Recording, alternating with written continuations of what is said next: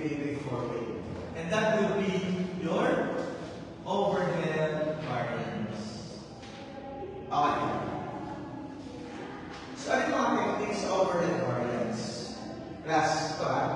First step, lagay mo dito yung actual overhead. Okay. Given naman lagi yan, lalagay din ang in the actual overhead, put here your actual variable overhead and your actual fixed overhead. I will show number now. Let's say this is 20,000. This is 10,000. Magkano plus yung actual overhead natin?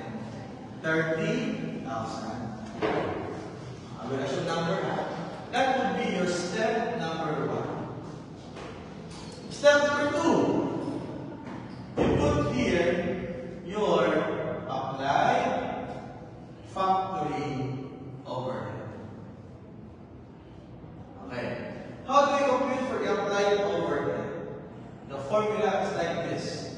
Predetermined overhead rate, just multiply it by the standard hours. Okay. Even naman dati, kaya lang usually, hindi given yung standard hours. How do we compute for the standard hours? Let's discuss kanina.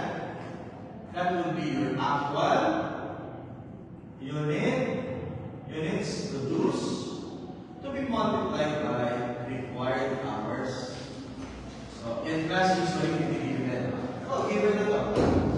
Oh, class, yung overhead rate natin, ito ay based on per unit. For example, variable cost per unit and your fixed per unit. But it is based on the applied. Given naman lagi yan. Halimbawa, ito ay 3 pesos. Ito ay 2 pesos. Halimbawa. Given naman yan. Given yan. Okay. O let's say, the standard hours mo ay, sabihin natin ay 350. No? Sige. I will put 10,000 hours. Magkano plus yung predetermined overhead rate natin? 3 plus 2, 5 times 10,000. You have 50,000 pesos. Tama ba? Ano yung